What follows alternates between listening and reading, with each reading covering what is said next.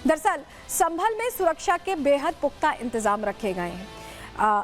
टुकड़ियों में अगर बात करें तो पुलिस यहां फ्लैग मार्च भी कर रही है और संभल में 3 लेयर की सुरक्षा व्यवस्था रखी गई है। पहले ड्रोन कैमरों से निगरानी हो रही है, हमने आपको बताया, और संभल में करीब 250 सीसीटीवी कैमरे भी लगाए गए हैं। एसपी और सीओ ने सुरक्षा का जायजा लिया, हर व्यवस्था को खुद देखा। मस्जिद पर लेखपालों की तैनाती भी हुई है और जुलूस के दौरान शांति व्यवस्था बनी रहे, कोई खलल ना पड़े, इस पर भी पूरी नजर है। हमारे सहयोगी वहां पहुंचे, उन्होंने स्थानीय लोगों से बात की, कैसे होली का रंग चढ़ा हुआ है, कैसी व्यवस्थाएं, सब कुछ बता रहे हैं, सुनिए।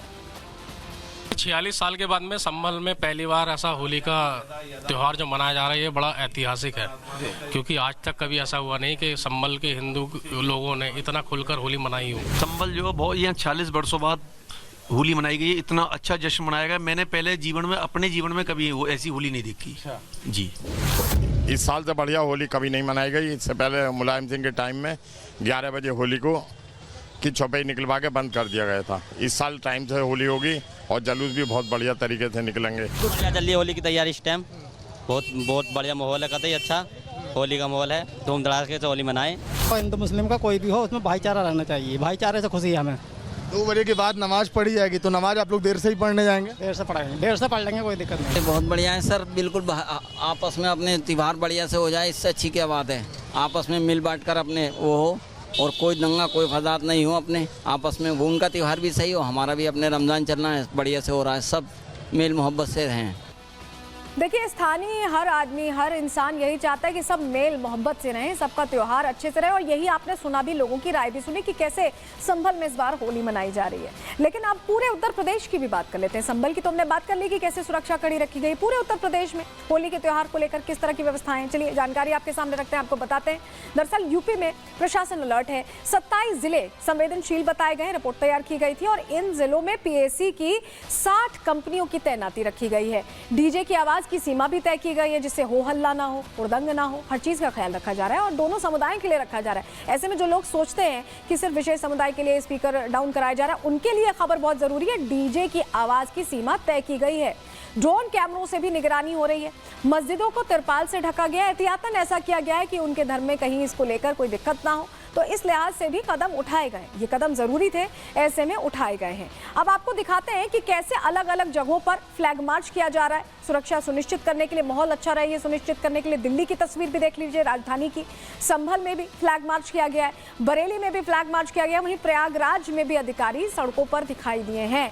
तो ये सब कुछ इसलिए किया जा रहा है जिससे कि त्योहार अच्छे से मने और किसी भी तरह की कोई दिक्कत लोगों को पेश ना आए। ये जरूरी भी है और प्रशासन इसको लेकर यहाँ सतर्क और मुस्तैद दिखाई दे रहा है। वहीं संभल के डीएम राजेंद्र पैसिया शाही जामा मस्जिद पहुंचकर वहां तैयारियों का जायजा लेते दिखाई दिए।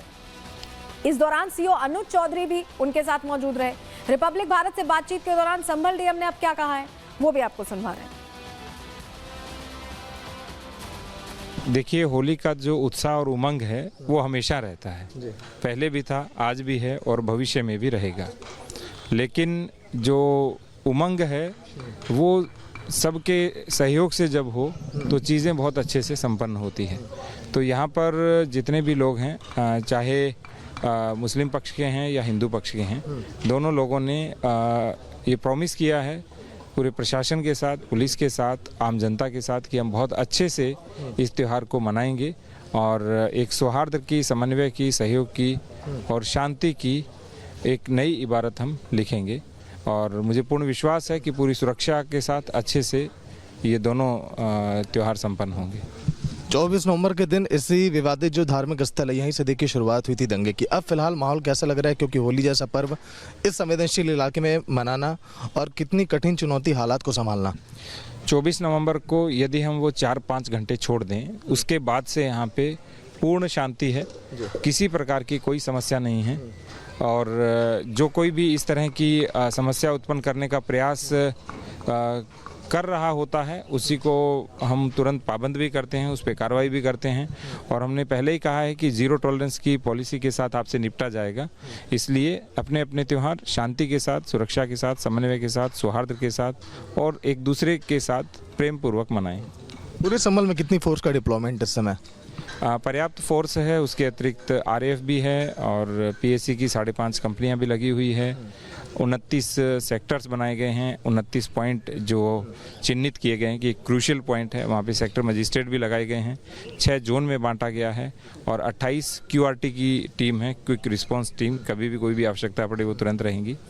तो सभी जगह सुरक्षा की पर्याप्त व्यवस्थाएं हैं और बहुत अच्छे से कुशलता से होलिका दहन और धुलंडी और रंगोत्सव संपन्न होगा। एक आखिरी सवाल, मुस्लिम समुदाय के जो अध्यक्ष हैं उनसे भी आपकी बातचीत हो रही होगी, बैठक हो रही होगी, उन लोगों का क्या रिएक्शन इस बड़े आयोजन को लेकर जो होलिका यहाँ पर किया जा रहा है? वे तो स्वयं अपील कर रहे हैं कि बहुत अच्छे से हम पूरे कार्यक्रम को संपन्न कराएंगे और जनहित को देखते हुए और दोनों के उत्सवों को एक साथ आते हुए देखते हुए हम लगभग 2:30 बजे के आसपास जो जुमे की नमाज है वो करेंगे। तो डीएम साहब को आपने सुन लिया किस तरह की व्यवस्थाएं हैं। वहीं सीओ अनुज चौधरी भी फ्लैग मार्च के लिए निकले थे, क्योंकि उन्होंने 50-50 फॉर्मूला दिया। उन्होंने ये सुनिश्चित करने की कोशिश की कि दोनों समुदाय अपने उत्सव मना सकें। उन्होंने क्या कहा है बातचीत में, सुनवा रहे हैं हम। पेट्रोलिंग की जा रही है, आप देख रहे हो, बस यही है। शांति व्यवस्था के लिए फुट पेट्रोलिंग की जा रही है, सब तरह की निगरानी की जा रही है।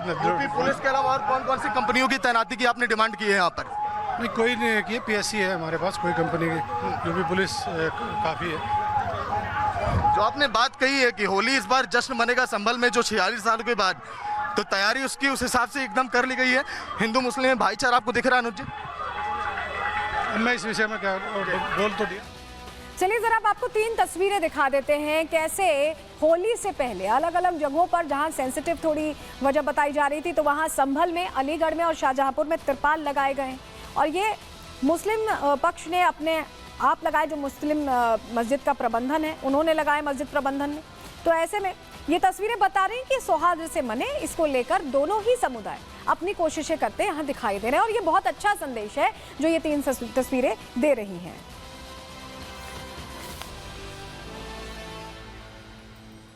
और अगर आपको जुम्मे की नमाज पढ़नी है तो वो जानकारी भी हम आपको दे देते हैं कि आपके यहाँ संभल में अगर आप रहते हैं तो दोपहर 2:30 बजे जुम्मे की नमाज पढ़ने जाइए। इसके अलावा वाराणसी में अगर आप रहते हैं तो दोपहर 2 बजे जुम्मे की नमाज होगी। कानपुर में दोपहर 2:30 बजे जुम्मे की नमाज का समय तय किया गया है। अलीगढ़ में दोपहर 2 बजे जुम्मे की नमाज होगी। झांसी में भी दोपहर 2:30 बजे के करीब जुम्मे की नमाज का समय है। आगरा में दोपहर 2:30 बजे जुम्मे की नमाज का समय तय किया गया है। ये 50-50 फॉर्मूला है जिस पर काम कर रहे हैं, जिससे कि जुम्मे की नमाज भी अच्छे से हो पाए और होली का त्योहार भी अच्छे से मनाया जा सके। तो आपको ये समय हमने बता दिया। और चलिए जरा अब आपको तस्वीर दिखाते हैं। AMU से भी बहुत खास तस्वीरें सामने आई हैं जो बता रही हैं कि कैसे इतना लंबा अंतराल होने के बाद अब ये होली मनाई जा पा रही है अलीगढ़ मुस्लिम यूनिवर्सिटी में। और बाकायदा इसके लिए छात्रों ने 12 दिनों तक बहुत कोशिश की, तब जाकर ये तस्वीर साकार हो पाई है। ये हिंदू छात्रों ने कैसे होली खेली है, तस्वीरें NRSC क्लब में ये होली का प्रोग्राम आयोजित किया गया।